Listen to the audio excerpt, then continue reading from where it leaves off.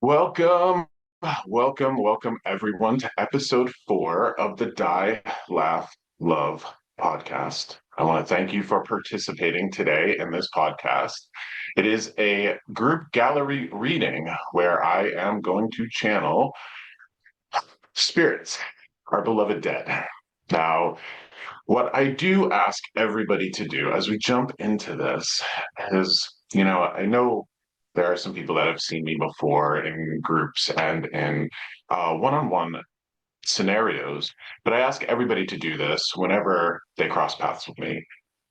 I ask everybody to keep their expectations low. Okay, just keep your expectations low. When we hear the words psychic or medium, we tend to bring a lot of expectations to those words. I also ask everybody to walk into this scenario with a sense of humor.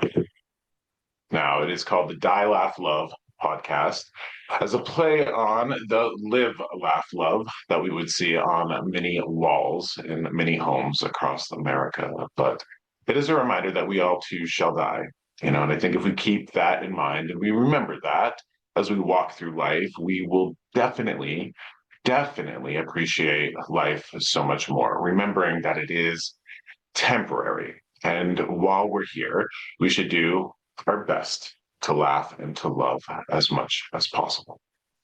For those who are not familiar with me, I found this path in 2016, 2017. My husband got me a DNA test for Christmas. That fascinated me so much that it led me to doing ancestry research. I was lucky enough to have ancestors on record that I was able to find, discover, and connect to. And when I built my family trees connected to my ancestors, that's when I had all sorts of strange things happening to me.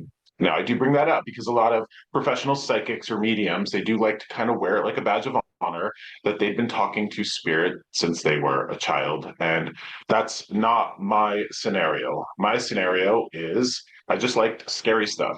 I was a kid of the 80s, grew up through the 80s and the 90s, loved horror movies, loved Stephen King, just loved the spooky stuff, couldn't get enough of it. Halloween, favorite holiday. Grew up just a working schlub in northern New England here.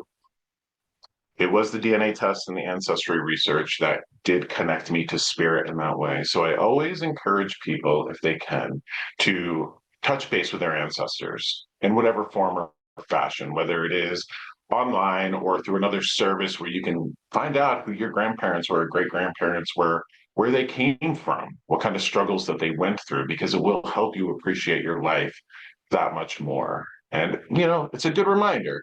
We've just walked through the Thanksgiving holiday where, that's our holiday of gratitude, but we should do our best to maintain an attitude of gratitude every day. We are right around Christmas time.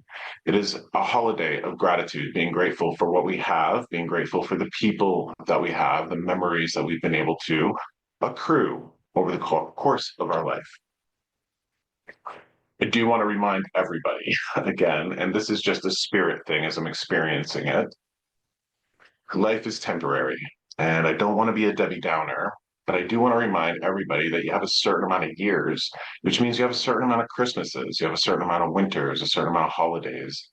And we should do our best not to walk through them full of stress, full of worry. We should capitalize on them and take advantage of them as much as possible as we go through our life. So remember that the Christmas that we're about to share together is one of the last ones that you're going to have in your life. Don't want to be a Debbie Downer, but do your best to make the best of it and make those memories for your loved ones with your loved ones. Now, what I want to remind everybody is that as a medium, I am channeling essentially feeling, sensation, impressions, very few circumstances I can recall where I'm getting words or complete sentences. I don't get names or anything like that. And I do want to remind everybody that the intuitive side of us, everybody has it. Everybody has a connection to spirit. The intuitive side of us, the emotional side, is the side that spirit speaks through. Now, we do have two parts to our consciousness. We have that emotional, intuitive part. We have the intellectual, rational part. And what will happen is that we'll receive something from our guiding spirits, our ancestors, our beloved dead.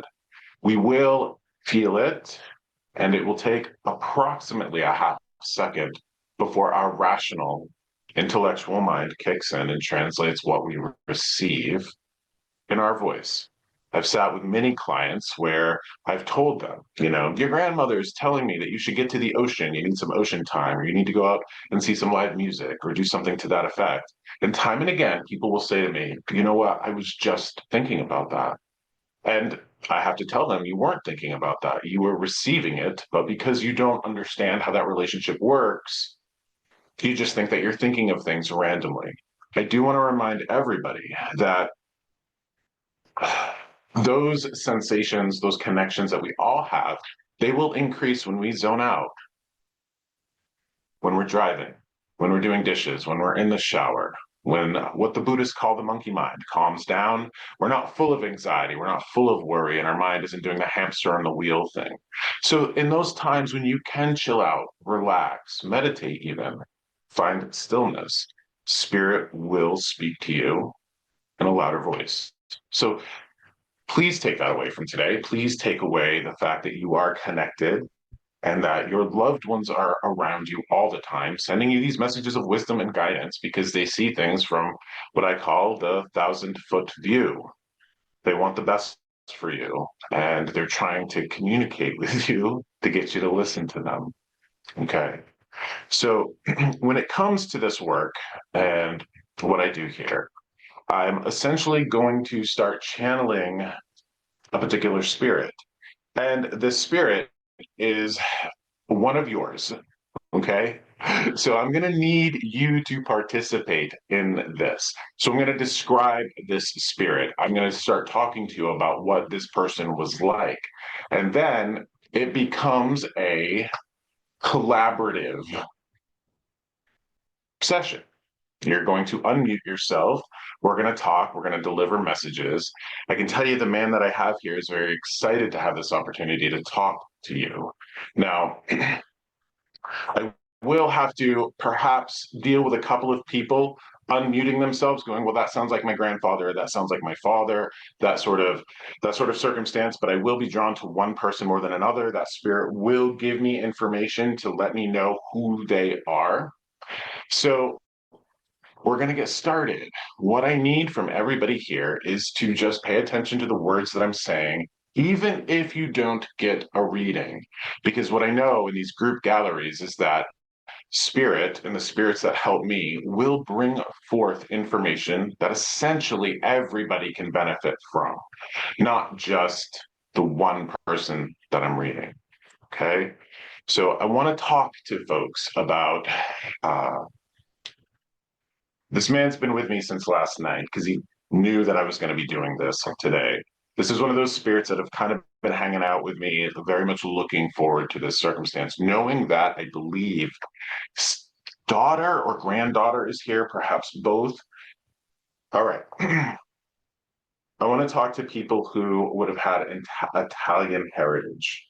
Okay. This is Italian heritage. And what's interesting is the first thing that this man gives me is what I think are either dominoes or dice. Okay. So I want you to think about dominoes because I'm seeing what looks like, the black square with the white dots. And we could see that as a dice, but I really think it's dominoes. I think this man might have played dominoes. I do get a very strong push that this person is Italian. This man is Italian. Okay. I'm hearing or feeling the words like fish market. I don't know if he did something in a fish market. But it's interesting because I think his daughter, or don't take this the wrong way, please. Whoever's here might be or might have had a little bit of like a wild child streak. Okay, like she might have been a little like Hellraiser, perhaps in her teen years or in her 20s. Okay.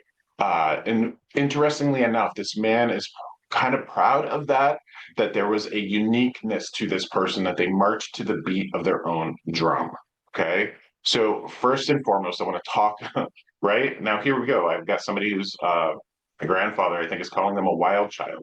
So somebody's gonna have to raise their hand and say, "Yeah, I was a little wild when I was younger." But I want to talk to somebody who's got an Italian grandfather. Domino's ringing a bell for anybody Italian, anything.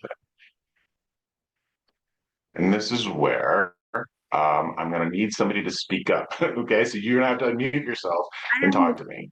grandfather that passed. I'm not sure if it's me though, because I don't connect with Domino's. Give me a moment. I'm going to apologize here because, of course, my volume isn't all the way up. Say it again for me, Jessica, please. I have an Italian grandfather. I don't connect with Domino's, so I don't know if that's me or not. Okay. Does fish market mean anything? Not, I mean, I was thinking earlier about how we used to have fish on Christmas Eve and how we're not doing that this year, but I don't know. Okay, so hold on. That's going to be like another spirit. Like there's somebody else here, and I don't know if this is for you too, but uh the dominoes, I really kind of, this might be a city person because I almost feel like they're sitting in a park playing dominoes, and this might have been something that they did earlier, but this is definitely somebody who played games. If this isn't dominoes, it's dice. They definitely played games.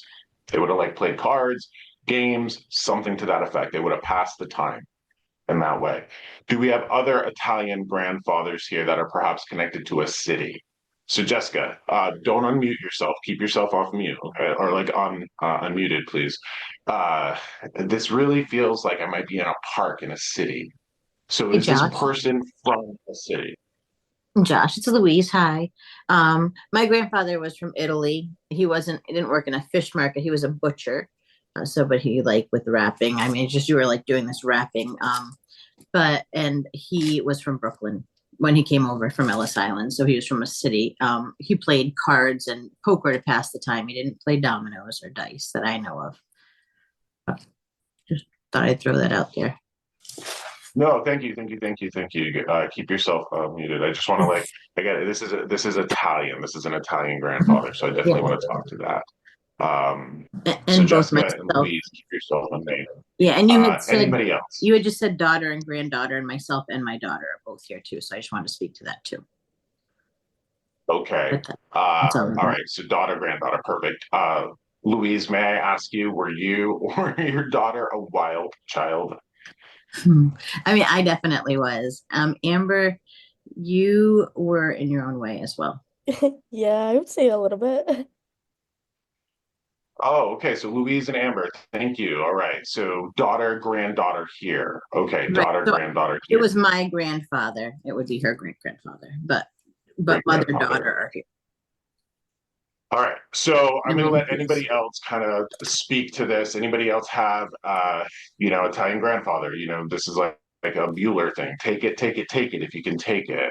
If not, I'm going to have to go with the granddaughter and the great granddaughter that are here together. And it's probably because they're here together. Okay.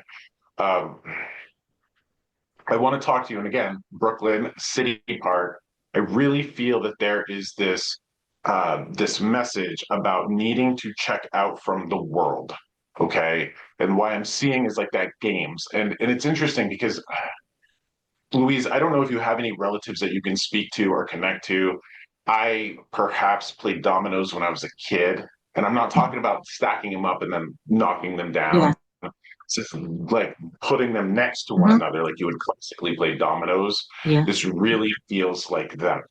And I get the feeling of like being in a city park playing this game and just literally checking out from reality, not worrying about work, not worrying about news, not worrying about stress. Okay. May I ask Amber? Yes. Amber, uh, I'm kind of directed to you, and I want to feel like what I'm feeling is this sense that you cannot get your feet underneath you.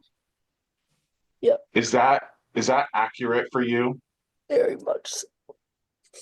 Yeah. Okay. Um, Not Louise, but this is definitely the youngest one out of the two of you. Okay.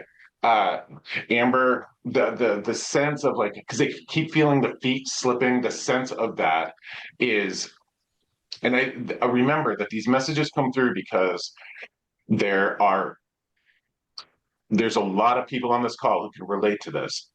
Amber, I believe that you're an overthinker. Could you speak to that, please? Absolutely, I am. Okay. There's something correlated here between your overthinking and your inability to get your feet underneath yourself. Okay. So like that feet slipping, like that feeling of like can't get my feet underneath myself. You could talk about that as like spinning wheels, right? We're spinning our wheels. Yes. Okay. Can't move, trying to get traction, trying to get traction. But the interesting thing is like this man's like, you need to check out. You keep thinking of things and you won't let things go like dog on a bone, very much kind of obsessive. Can I ask you, do you have any sort of obsessive compulsive tendencies? I would probably like not that, but like I'm very OCD. Like I have certain things that like need to be a certain way a lot of the time. Okay, Amber, I'm going to pick on you. I just asked you if you had obsessive compulsive tendencies, and you're like, no, not really, but I am a little OCD. Do you know what the OC and OCD stands for? Yeah, so yes, I do. Okay, so it stands for obsessive Yeah. compulsive. Okay, right. I'm not going to get into the acronyms, the letters, not Yeah. going to talk about OCD or ADD or anything like that.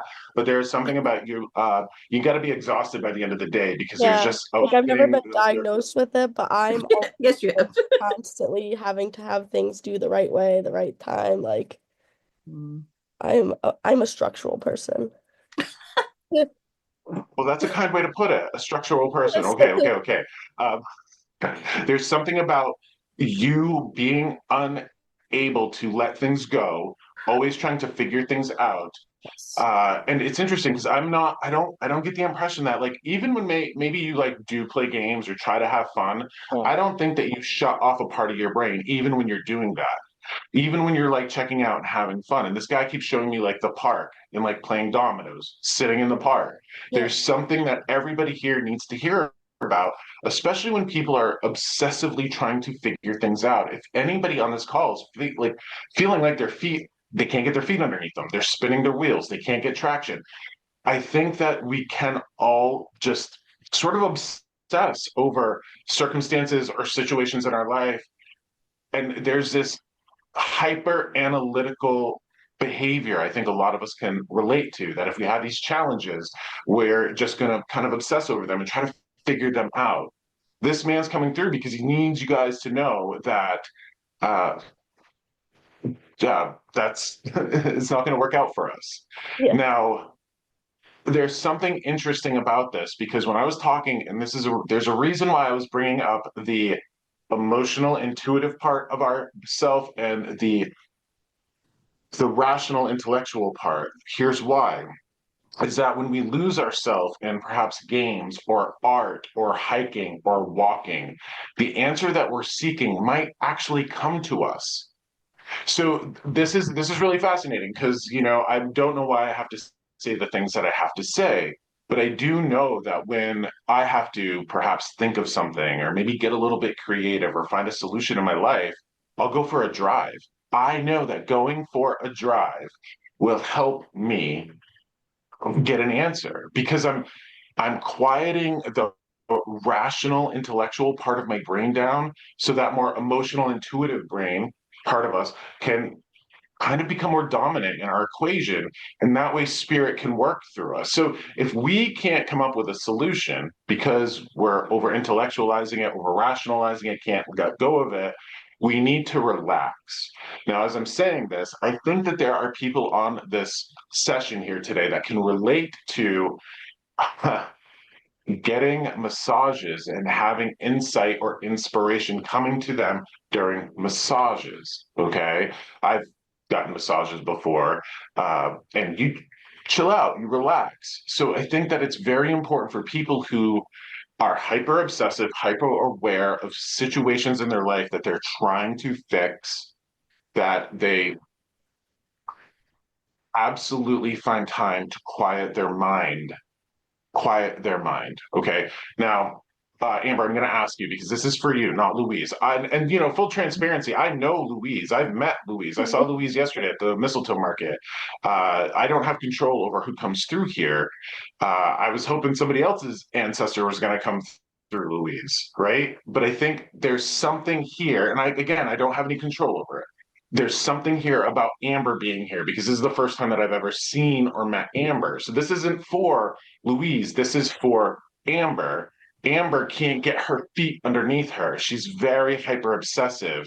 The reason that this is coming through for everybody is because there are so many people on this gallery that can relate to trying to figure out solutions over and over and over again.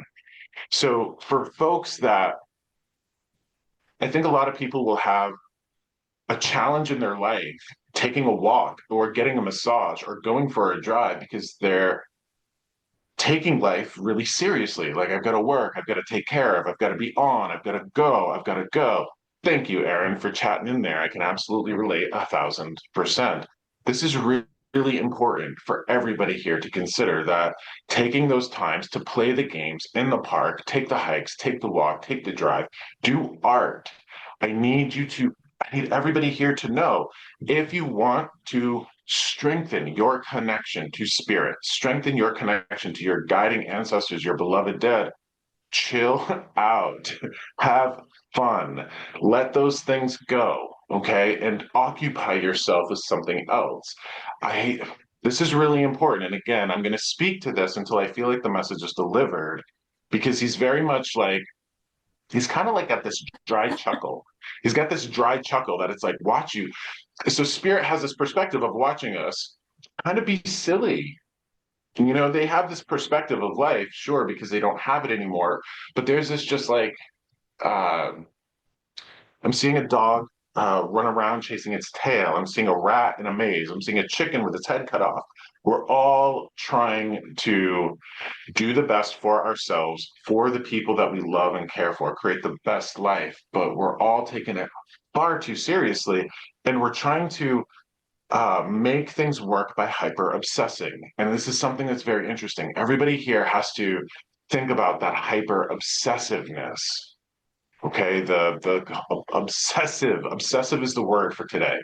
Okay, obsessive compulsive. Okay, um,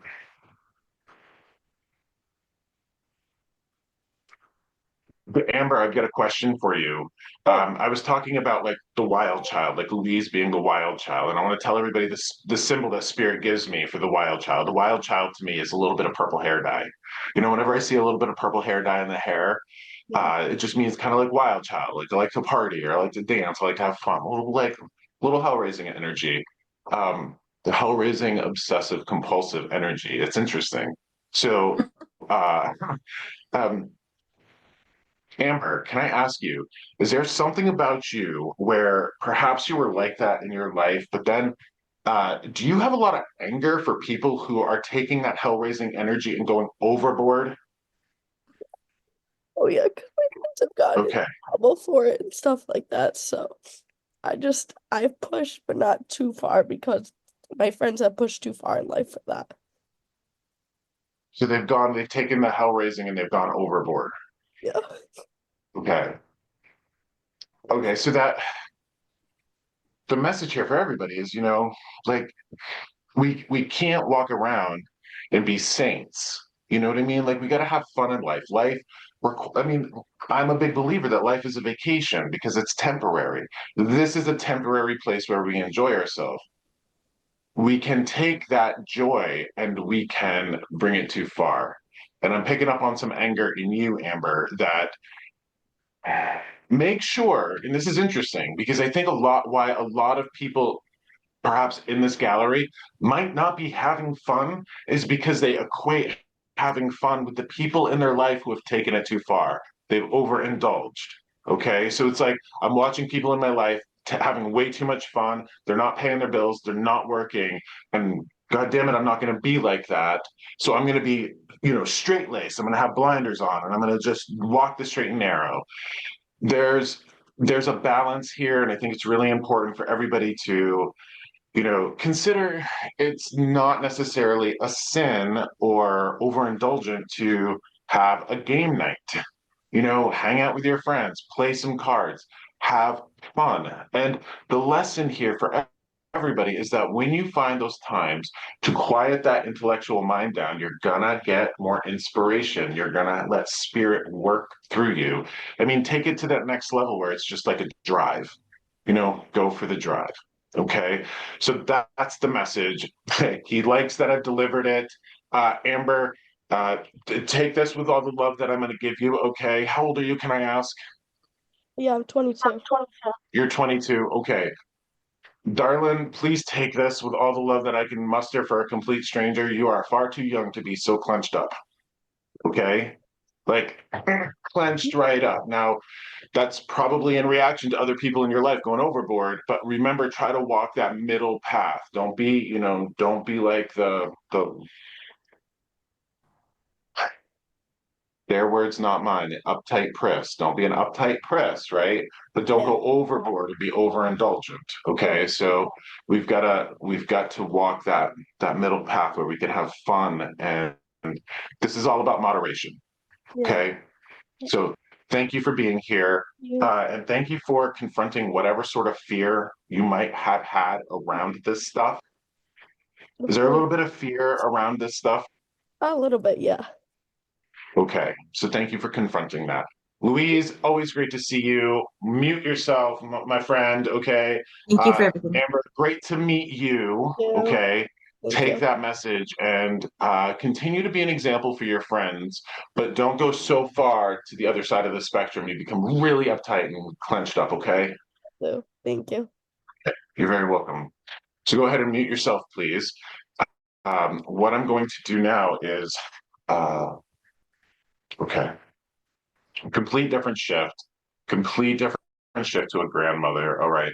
I want to talk about a grandmother. What she's showing me, and this is important, what she's showing me is what looks like a little jar of jam. She would have done jam. I'm seeing sort of like, and this is like a country thing. I'm seeing what looks like the cloth. This is like old country, old New England stuff where, little mason jar of jam. You'd take like a little piece of fabric or something and put it over the thing, and you'd see the fabric and maybe a ribbon. You would associate that with sort of craft fairs. I believe she did that. I believe her granddaughter is here. There's a grandmother here, and this is interesting because this is near the holidays, where she wants to celebrate you for continuing on in the traditions. I'm not necessarily sure that you're actually making jam or jelly, but she gives me that jam or jelly as like um, a symbol of what she would have done. And now you are doing your best to continue with those traditions. She wants to celebrate you and she wants to talk about how perhaps your family's kind of driving you crazy. Okay. So I want to talk to anybody here who has a grandmother who would have done jarring, jamming, canning, fruit. I'm saying raspberry jam. And then I want to talk to somebody who's here, continuing on in the traditions for the holiday, for the family. So if this is connected to you, please unmute yourself. It might be me. And it might, Who's me? Who's me? Say me. My name is Raise your Tanya. hand for me. Tanya? Tanya. Okay. it's under Kim now. Yeah, it's under Kim. Sorry, I was standing here with her. Okay, so I see a Kim speaking, and then Amy, you're unmuted. Do I see an Amy unmuted? Are you Yes. thinking about this as well? Okay. It might be me. What I'm getting is that this woman's granddaughter is kind of an old lady. Okay, like you got some like old lady stuff about you, all right? Like you'd probably like to keep things simple. I'm not really feeling like Tanya or Kim. Okay, so hold on one second, but don't mute yourself yet, Tanya. Amy, do you relate more to like kind of being like an old lady? Um, with the kitchen stuff, yeah, I do a lot of canning. I make jams. I make hand lotion. I raise my own meat. I have a garden. I do the homestead thing. Gotcha. Okay, so Tanya, this is for Amy, okay? Because Yep, I'm feeling it's for for Amy. sure. So thank you, Tanya, for chiming in. Amy, I forgot to put folks on spotlight. I really do feel like this is for you, okay? So I'm going to put you on spotlight. So it's going to bring you up for everybody, okay? Yeah, I know. And I'm going to add me too, okay? So I'm going to spotlight me so we can kind of be side by side here on the video, okay? I want to talk to you about this. This is important. Did Graham do the canning and jarring and jamming as well? Yeah, both of them did. One of them did a lot more, I think. I'm not sure, but they both did. So it could be. Okay. You're going to know which one by this. Okay. You're going to know which one by this. Well, one side of their family is driving you crazy. So like they're kind of like, how do I say? They're frustrating you somehow. They're people that are like, they're paying attention to things that might not be important. They're kind of caught up in maybe needless drama or something to that effect. There's something about you holding on to tradition and values in that way. And it's interesting. I do believe, and I don't know how old you are, right? I'm sorry that I'm like using the term old lady, but there's something very important about there's something very important about you being the matriarch. Okay, like the center of the web, somebody that people lean on, and then there's a sense of like frustration of the people in the family around you. Do you know what side of the family this is? Uh, I'm assuming it's my dad's side because I only know like two cousins on my mom's side. So Okay, I was feeling males, so I don't know if it's like your dad's side feeling the male energy, or if it's actually males on that side of the family. But it's interesting because it's like wrangling herding cats or getting people together. There is this energy of thank you for continuing on in the traditions. And this is a really important thing because I was talking to Spirit. I was like, hey, I want to talk to holiday traditions. I want to talk to those sorts of things. Let's talk about Christmas and traditions. And as soon as I was thinking that, I get this grandmother who used to do the jarring and jamming. And can I ask you, did she put a piece of fabric under the I under don't the know. I don't know if she did. She died 7 years before I was born, but I have done that. I did that for my daughter's bridal shower. That was the favor, was jam that I had made, and I used scraps from a dress. It was leftover fabric from a dress my mom had made for herself because my mother and my oldest, all my kids were close to mom, but my daughter was getting married and she was very close to my mom, and mom passed away years before that. So it meant a lot to Colette to have scraps from, that were her Grammys on the jars. okay. Yeah. Oh, no, this is definitely for you. This is definitely for you. Here's something that I need to speak of though. And this is why when I was talking about you being kind of frustrated with people, it it definitely had the male vibe to me. Okay. So there's something about and here we go. I got to speak to it. There's something about men, generally speaking, there's exceptions to every rule, but generally speaking, men are sort of perpetual 12-year-olds. Okay.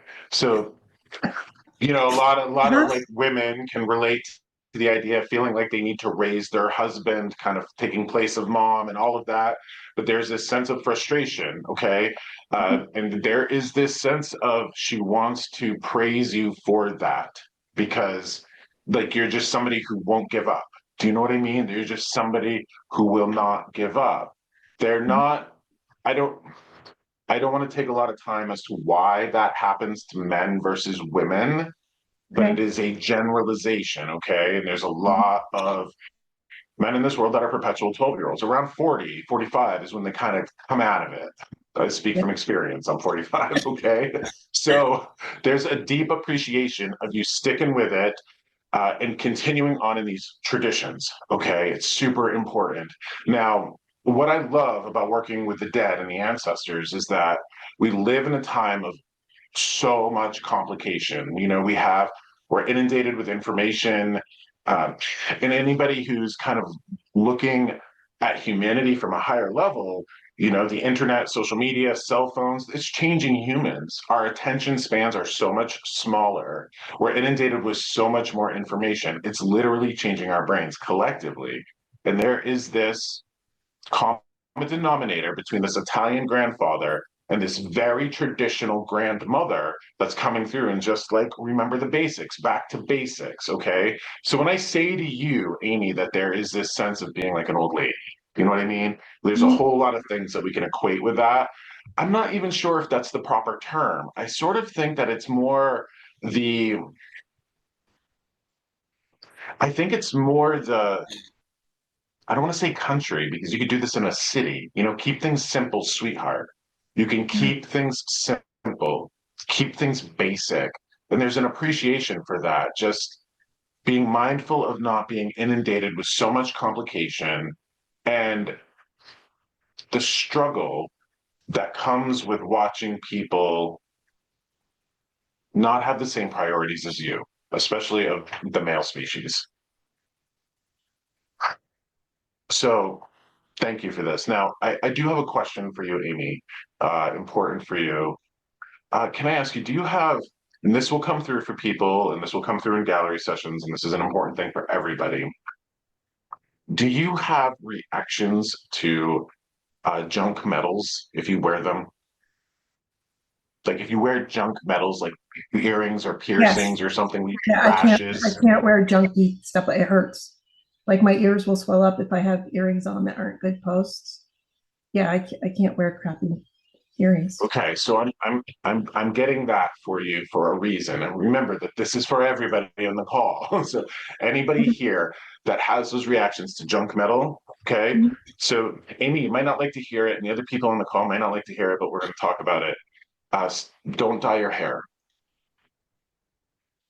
okay? Here's why. There's no way that I will ever be able to prove this. I will never be able to establish this. I don't think that there's any sort of scientific studies around this, but I will tell you here's why.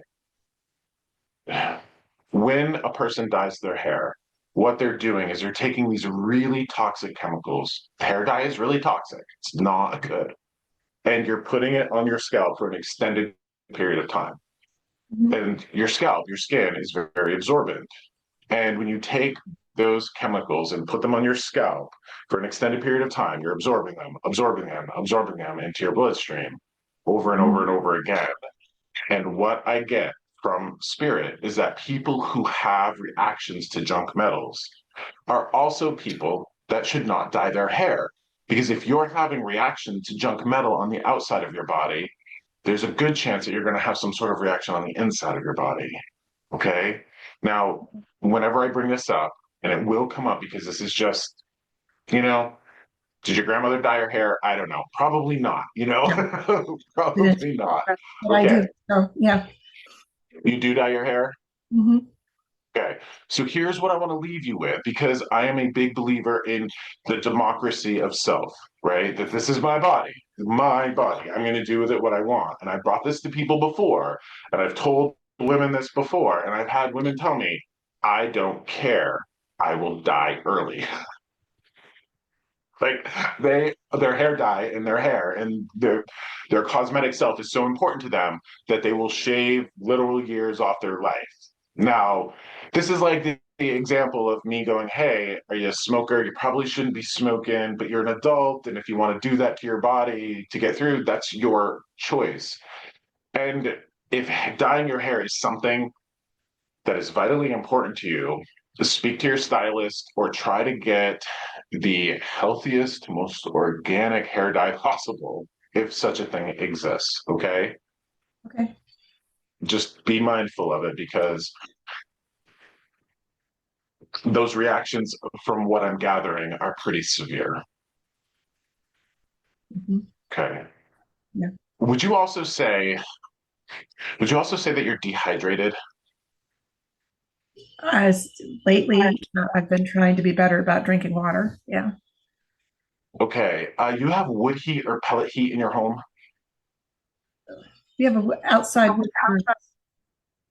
I mean, it's outside Okay. the house, but yeah, we have a wood furnace. You've got dry heat in your house. Mhm. Um, Graham's talking about your dry nasal passages. Okay. So dry nasal passages, you might need a humidifier. Okay. Dry nasal passages are about like dry heat, humidifying, think Yeah. old country wood stoves, having a Mhm. pot of water on the wood stove to put water back into the house. Yeah. Even if you have an outside wood boiler, it's still going to be dry heat on the inside of your house. Okay. Yeah. So try to get your hydration up. Your potassium might be a little low too. You got to have the proper amount of electrolytes for your cells to, be hydrated properly. Okay. All right. Interesting. So I want to tell you and everybody else here how spirit speaks through me. They're going to talk about mental emotional health. They're going to talk about physical health. There's something here that Graham wants to talk to you about, Amy, and this is important because this is something that everybody else can relate to. When you feel like you're the only adult in the room, you know what I mean? When you feel like you're in charge and you're the one that has to make the decisions and you can't turn to anybody, that there's a sense of isolation and loneliness from being the only adult in the room. That's going to come from being a mature woman, and being the only adult in the room. And what's fascinating is that what she's telling me is that you are doing everything you can to be as successful and abundant as you can for you, your family, all of that. There's a sense of, again, there's something that you have in common with Amber of she's talking to me about you trying to like get it right, figure it out, get it right, make it work, whatever this is.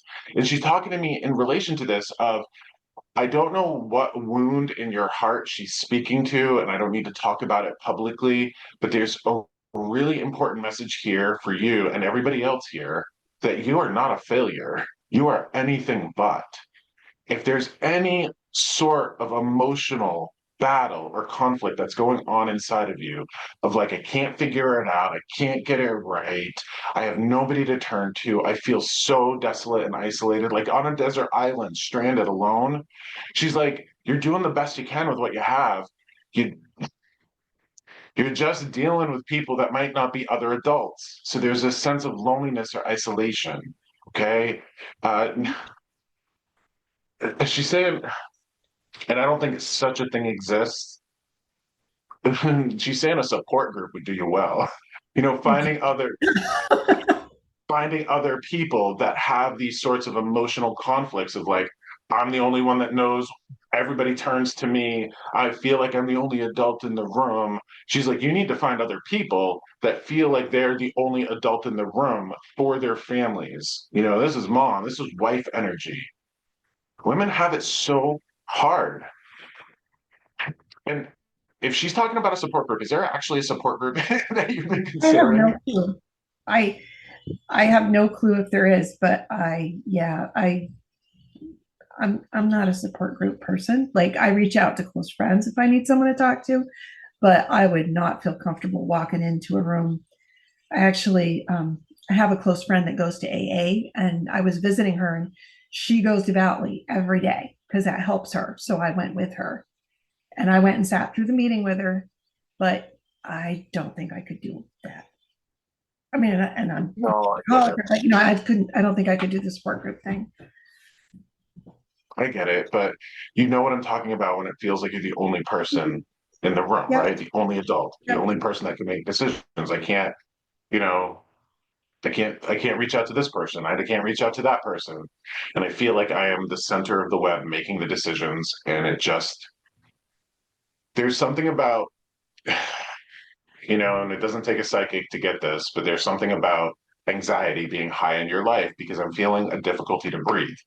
Like it's like hard for me to catch my breath. So there's something about you. I'm telling you what, 90% of the people on this gallery right now, I could guarantee you could relate to this. I can guarantee you they feel alone. I can guarantee you that if y'all wanted to sit in a circle, oh, I get it now.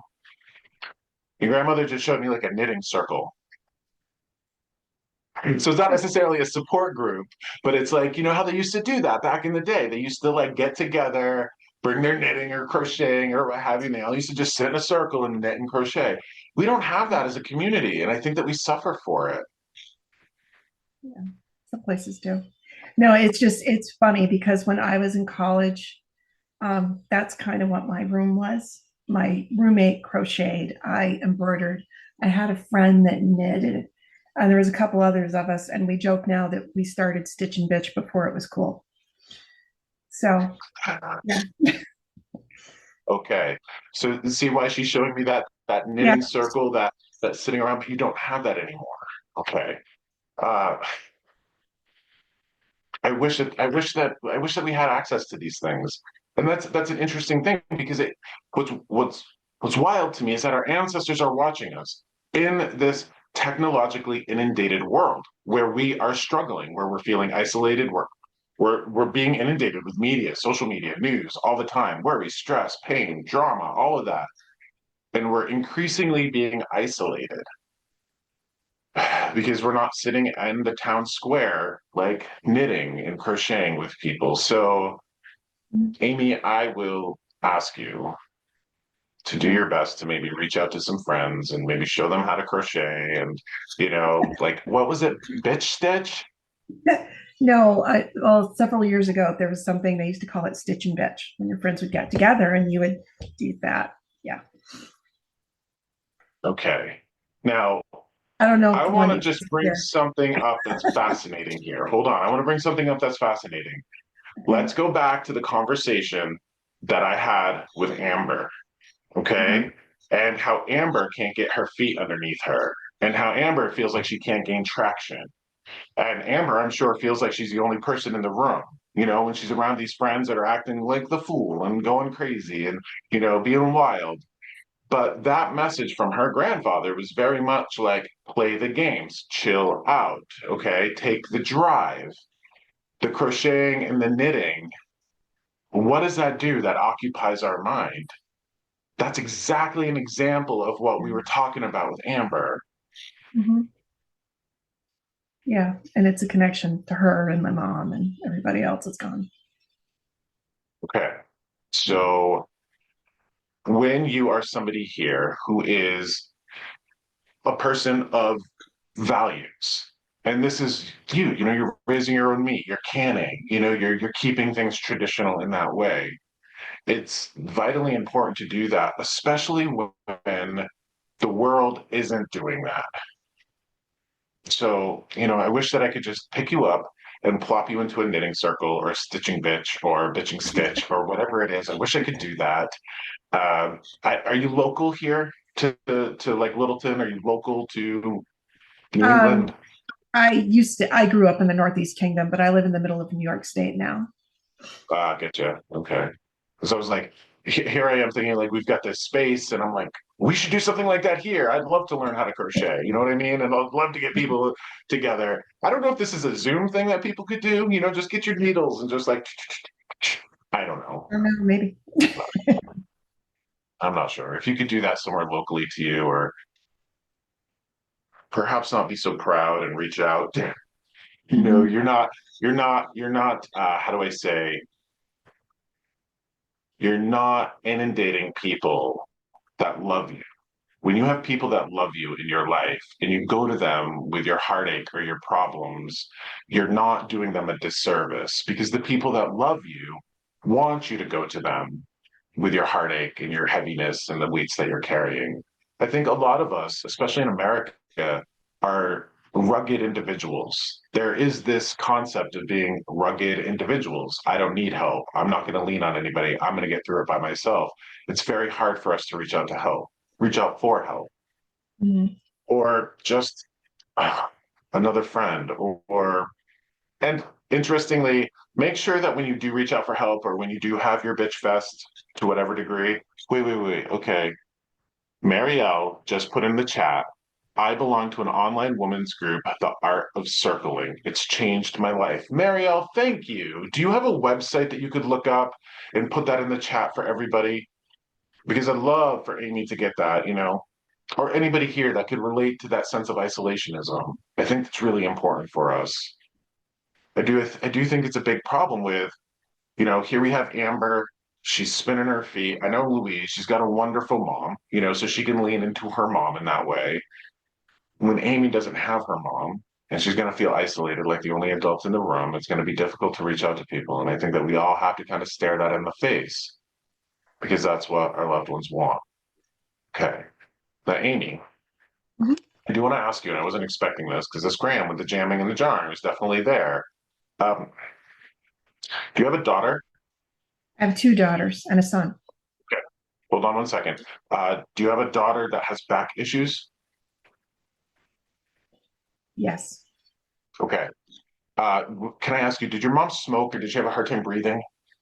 No, my mother never smoked. My father smoked. Okay. But wait. Can I ask you, did mom pass from anything in her chest? I know that she had a hard time breathing when she passes, but like Her death certificate said pneumonia. said what? Excuse me? Pneumonia? Okay. So she's giving this to me. What I want to tell you is this, and this is important for everybody to hear. Okay. Our spirits are not, they don't, how do I say, they're not, I don't think static is the right word. Maybe it is. They're not idle. Our loved ones in spirit, they move from person to person to person. Okay. And they will go to people who are suffering. When people are in the family suffering more, spirit moves to them to kind of lend them their energy.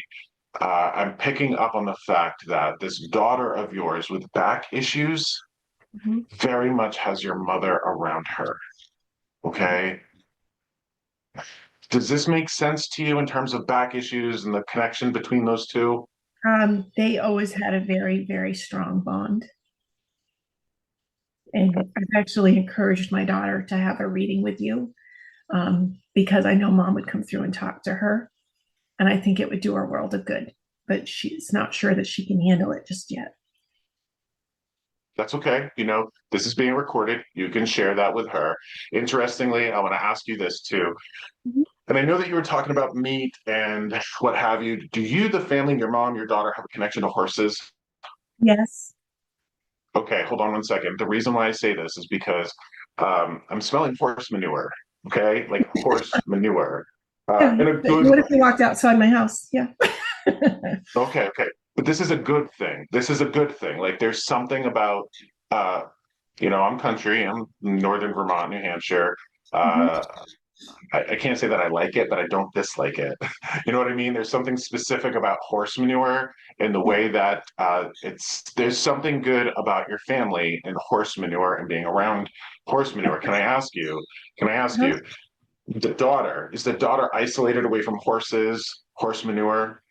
There's a horse farm across the road from her house, and she will walk over there to visit the animals with her little boy. Okay. Please, please remind her that when her stress and turmoil go up, it's appropriate for her exposure to horses to go up. Okay. There's just like I'm a huge believer in epigenetics, and I don't know if you know what those are, but it's kind of like ancestral memory that comes through our genetics. It's like why horse people have horse people, or nursing people have nursing people, or music people have music people. You know what I mean? It's like there's something in the blood that carries through. There's something about the smell of horse manure and horses that are very, very good for you, your daughter, mom, all of that. Okay. And I do want to talk to you about this, and this is important. Oh boy, buckle up. I'm gonna kind of like trigger warning sort of thing here. Okay. Um, I say this because I want to prepare you for what your mom's about to say to you. Okay. Um, you carry a weight, Amy, around your mom. Obviously, grief is a very difficult weight to carry. But I do want to say this to you, and this is, I don't know, again, to what wound she's speaking to, but you did not fail her. You did not let her down. There is absolutely nothing that you did that was inappropriate, wrong, incorrect with your relationship to your mother. Okay?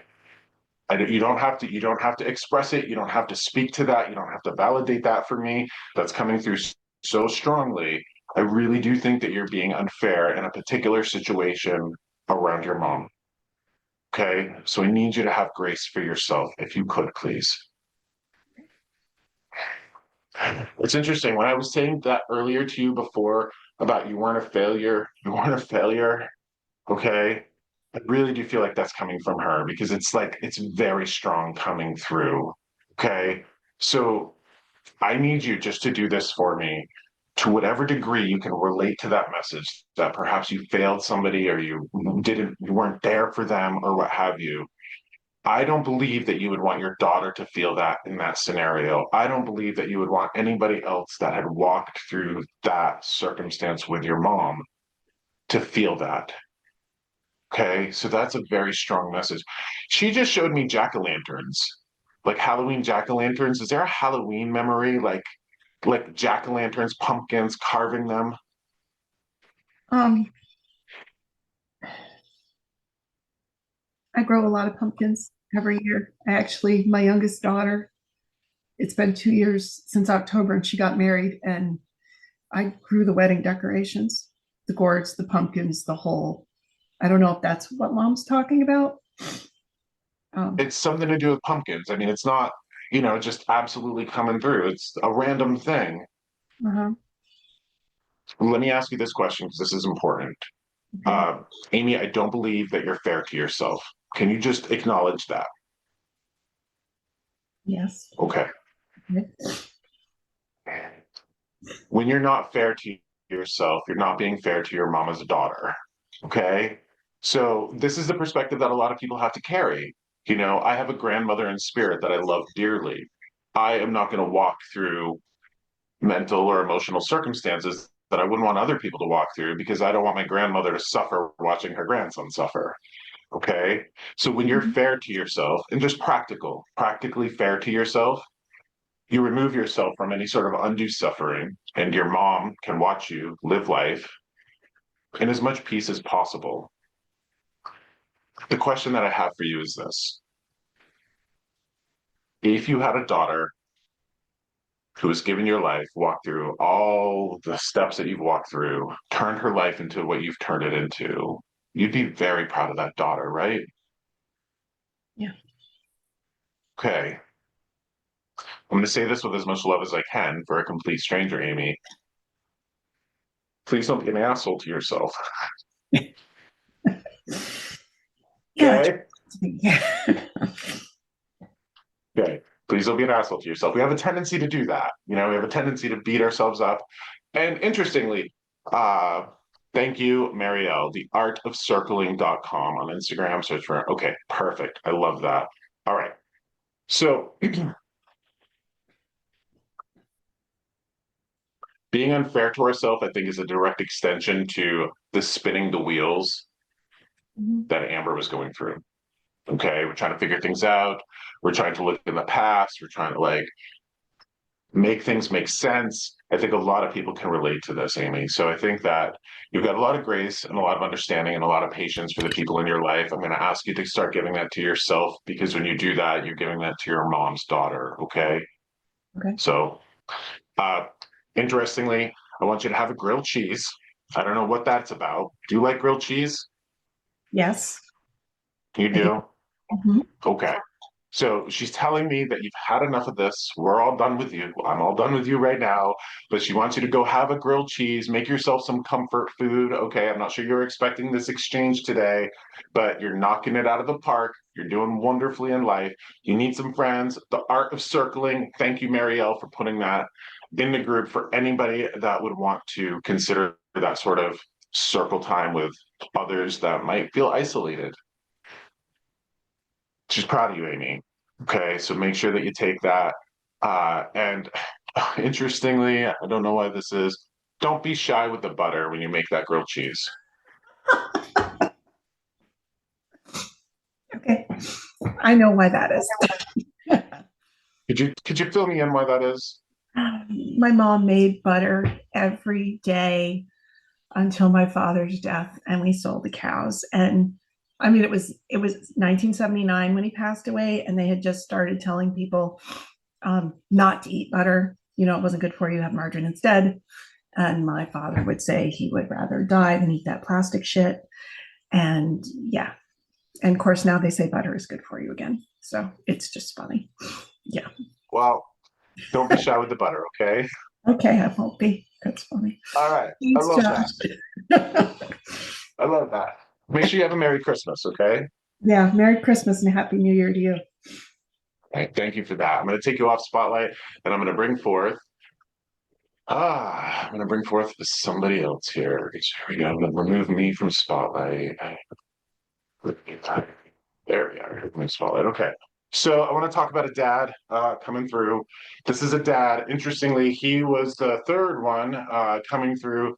I want to talk to this is a multifaceted man. I believe he was in sales or obsessive about money. So Interestingly, I love how he did this for me, and I want to explain to you how mediumship works for me, and I think a lot of other mediums can relate to this. And this is one of the reasons why this stuff kind of kicked off for me later in life. Spirit speaks through a symbol library. So spirit is going to speak through a symbol library. Spirit, if I have never experienced it before, spirit can't show it to me in my mind. I've had this with foods, I've had this with different cultures, I've had this with different experiences. So this father is talking to me about being just like Clark Griswold from National Lampoon's Christmas Vacation. Okay. So I want to talk to somebody here about a father who would have been just like Clark Griswold. Okay. He might have been a goofball, but I think the reason why he's associating with Clark Griswold, and this is important, is because he's talking about being obsessed with money. This is a father who would have just had absolutely, he would have placed money, accruing money, working above every other value in his life, including love. This is what he's indicating to me. And there's a sense of interesting. I don't think he hurt people intentionally, but I think that he might have hurt people through neglect. There's something about him instilling like the fear of loss of money. This is a man who would have just absolutely been obsessed with money. And it's interesting because I feel like his daughter, maybe even granddaughter, but it feels like his daughter is here and having to sort of deconstruct that programming. Like, uh, no, I'm gonna focus on love. I'm gonna focus on experiences. I'm gonna focus on making memories. I'm gonna make money. But this is interesting because you would not have wanted to have been just like this father.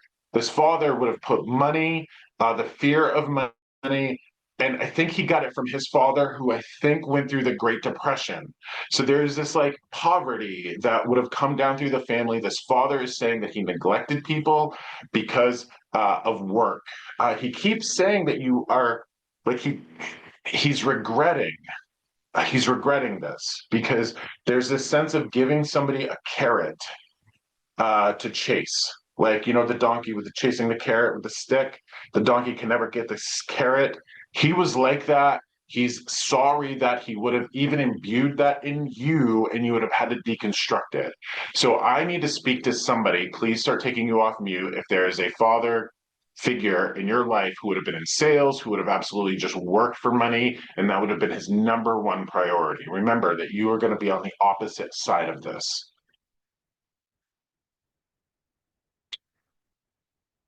And I'm just looking around the Zoom. I don't think anybody's taken themselves off of mute. Please think about this for me. I'm literally seeing Clark Griswold. He might have actually, your dad might have actually done Christmas lights because I'm seeing Clark Griswold outside of the house in that movie where there's Christmas lights. This is a man who might have been in sales, but money would have been his number one priority. Hmm. I do have a father that passed away that was a money provider, but I don't know of any connection with that movie. So the reason, hi Don, thank you for that. And I love that your dad would have been a money provider. Okay. Yeah, Was that his number one thing? And do you know if his father was poor? not certain. I don't think so. I wasn't really close to my father's side of the family that much, meaning knowing his father. Yeah. Okay. Can I ask you, was your father a goofball at all? Yes, he was very funny. Okay. Because this Could man be is like my Clark dad. Okay, hold on. Who else is speaking? Give me your name, please. Kim. Kim. Okay. Hold on, Don, because I'm looking at you, Don, and I'm feeling that. You know, you said it was a money provider. Okay. Now, what this spirit is saying to me is that he would have instilled the fear of loss of money. It would have instilled the fear of poverty in you. So I want to talk to you, Don. Do you have any sort of money financial fears from your dad? Yes. Well, from my dad, no. I mean, maybe you haven't correlated it, but this is very much like I worked so hard. I just concentrated on money so hard. I caused the other people in my life to be afraid. He's going to be a goofball energy too, because it's like the Clark Griswold thing is like, this is why I said he's multifaceted, because there's this like funny sort of goofball energy. He would have worked really hard. He would have paid attention to money so much that the idea of scarcity is terrifying. Maybe he didn't like go, you got to work hard, money's not guaranteed, but there's something about the way he lived his life caused people that he raised to be afraid. No. Mm-mm. I don't think so. So, anybody else here with a dad like that? And I get like sales too. You know what I mean? Dawn, I'm going to ask you to mute yourself if you could, please. Thank you for chiming in. I really appreciate that, because this is where people speak up. Now, Sally, Josh, you raised your hand and you unmuted yourself. Okay. Was Dad in sales?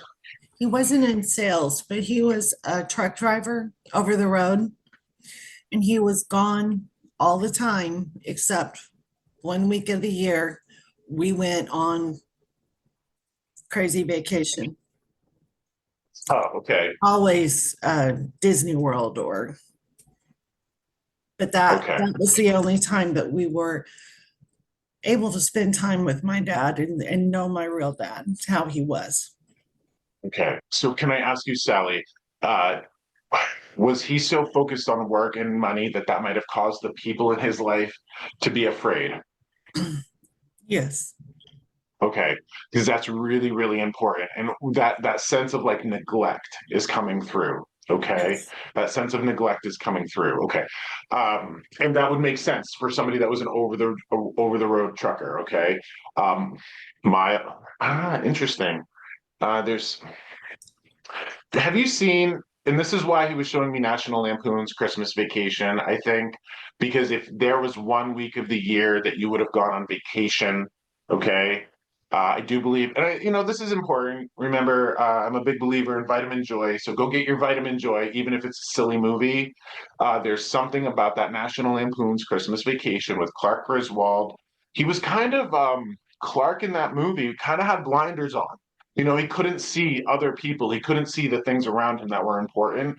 This is very important for everybody to hear, because we've got to work. We're in a physical 3D world where we got to keep the lights on and, do all of that stuff. But this is really, really important because can I ask you, Sally, have you worked to, because the person here worked to undo that sort of programming of fear of scarcity. It's like, I'm focusing on abundance. I'm not like focusing on scarcity. I'm trying to undo that fear. I am now that I'm 60 years old. I mean, my father instilled in me, you always had to worry about bills getting paid, food on the table, even when he didn't really have to worry. Okay. Yes, this is for you then. Okay. So like, can I ask you, so he just put the ace of spades over your face. Were you his number one, or were you like an only child? I was the oldest and the most The like first. my father. Yeah, the ace of spades. Okay. So, so this is definitely for you. All right. Interesting. Okay. So Sally, very important. Wow. All right. This is really, really important. First, he wants to apologize to you for instilling those fears in you. Okay. Because I think a lot of people can relate to that. We have hardworking parents, and if our hardworking parents are worried about keeping food on the table, and that's a legitimate fear. Did you know that his dad was in the Great Depression, also had Yes. poverty, also had fear? Yes, very much. Okay. Wow, hold on. He has another man here for you. He's with another man. Okay. He's with another man. He's got his arm around another man. He's bringing this man up here to you. He's saying the man that's with him is a chucklehead. Okay, hold on. He's using the term chucklehead.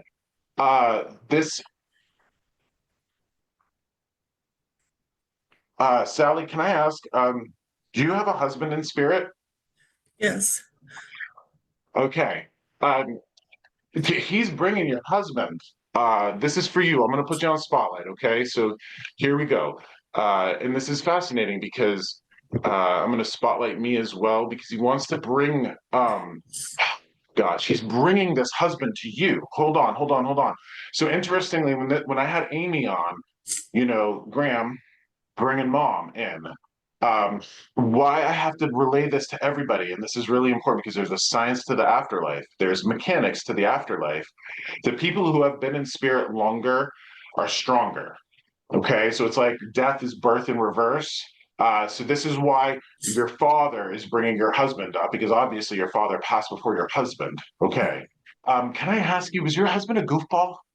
Yes. Okay, because he's a chucklehead. Like I hear that's an old term, like chucklehead. Okay, chucklehead. Uh, okay, so husband also a provider. Yes, husband also a provider. I do think that you still do, and I haven't seen your hands yet. Do you still wear a diamond? Do you still have a ring on your finger? Yes.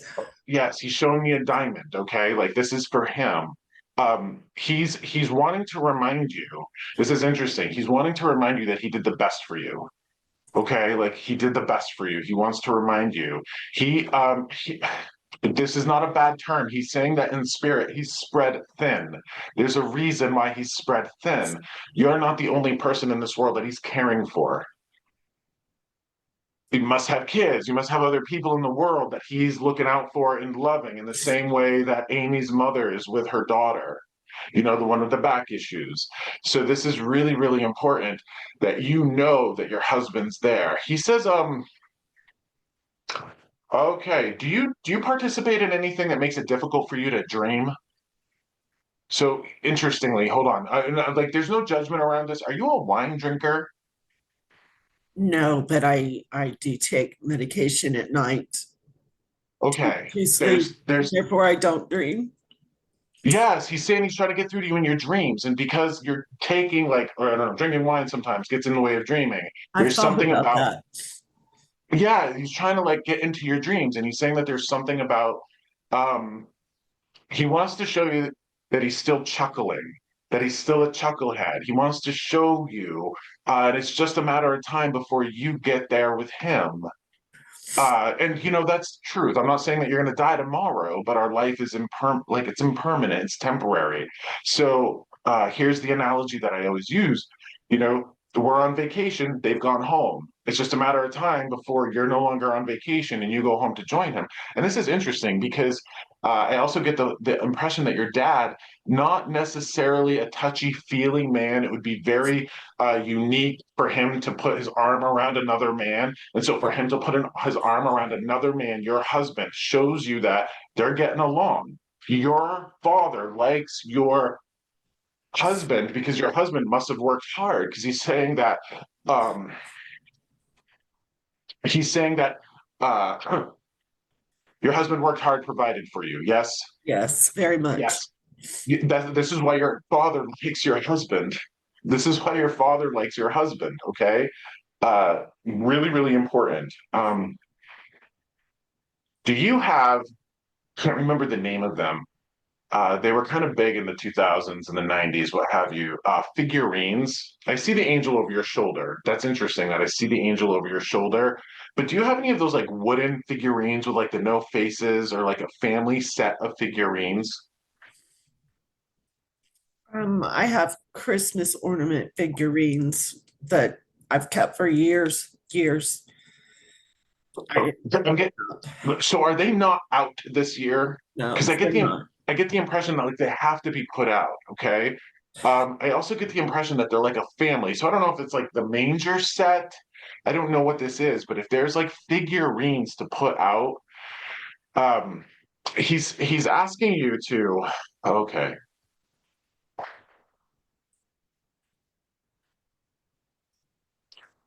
He's Your husband is saying to me, and this is one of the reasons why he loved you so much, is that there's a deep, deep passion in you, but it's turned into an anger. That you have an anger, like an anger at God, anger at death, anger at loss, anger at the whole thing. He's saying that anger is having an impact on you. He's saying you have to deal with that because the people that are still in this world need you, and you need to consider what that anger is doing to your health. Okay. Interestingly, I think that you would also benefit from a little bit of crocheting and knitting. Okay. Just some energy. He's saying that there's like I'm getting like the grinding teeth. There's anger. There's too much anger in you. Like I'm angry, and I get it. We can be angry at God. We can be angry at the universe. We can be angry at loss and death. But he is not permanently gone. What is the chocolate peppermint thing that he liked? He's giving me like chocolate peppermint. Is there like a grasshopper or like a thin mint? Oh, he liked anything sweet, anything, anything bad for you.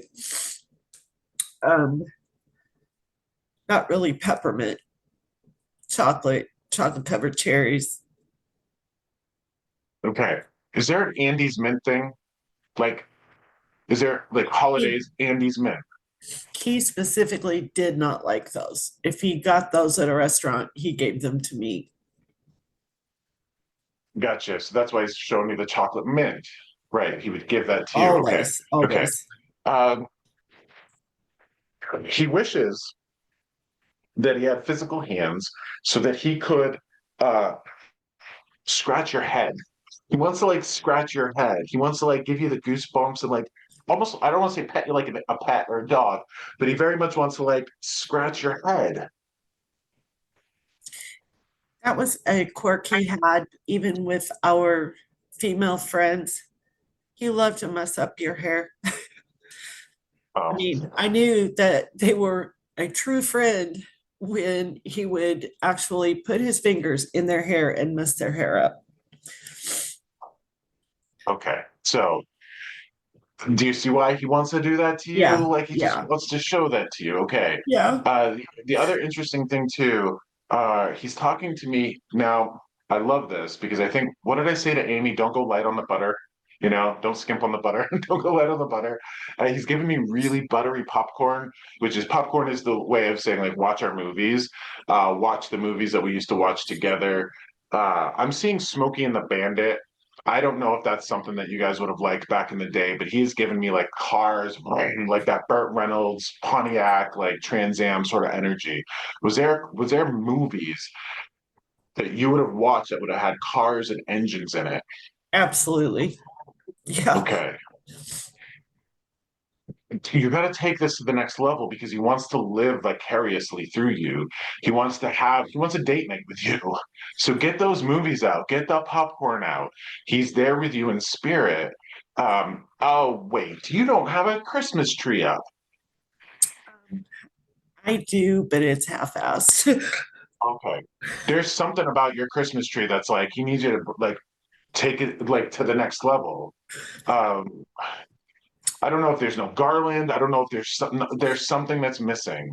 Yeah. You you only have a certain amount of Christmases left, Sally. So please be sure to please be sure to celebrate every single one that you have before you're no longer on vacation and you've gone home to be with him again. Okay. Um,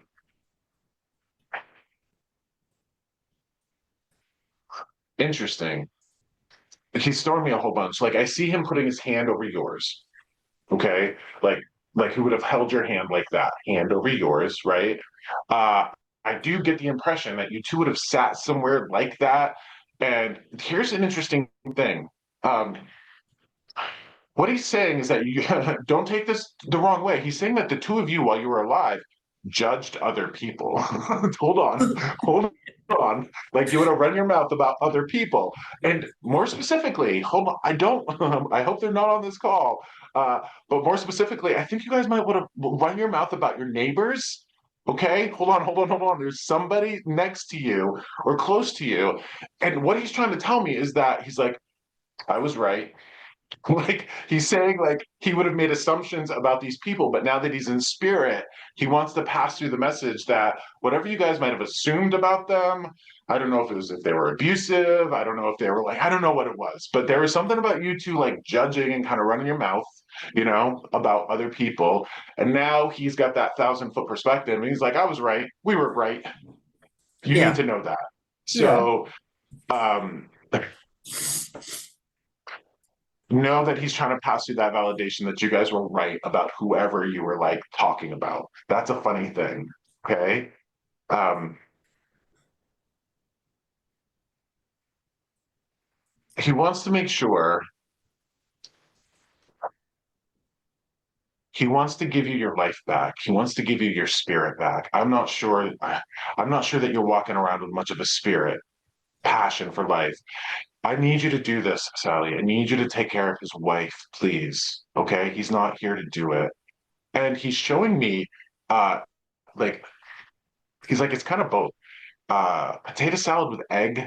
Okay, like egg potato salad. And he wants to talk about like doing the cookouts or the barbecues again. You've stopped and he needs you to do them again in the summertime. He was a competition barbecuer. For many years, he and I and our son competed in barbecue. He did very well. Very well. Okay. I use this analogy a lot to talk about our body and our soul, but as we're here in life and we're on vacation, we're the horse and the rider. Okay. And when we pass, the rider gets off the horse. It doesn't go anywhere, it stays right here with us. His horse, his body is no longer here with you, but his rider is. And I know that it's very difficult when we're stuck in the throes of grief to feel that. But he needs you to know this. He's just giving me the smell of cologne. I think you smell his cologne randomly. Yeah. Okay. He's trying to remind you of that. He's trying to remind you, he's trying to pick your spirits up. So, okay. Please put the candy canes on the Christmas tree. I put them on and then I took them off. They're sitting in a jar. Please put the candy canes back on the Christmas tree. Okay. I will. Now, Sally, if that doesn't show you that he's around you all the time watching you, I'm not sure what does.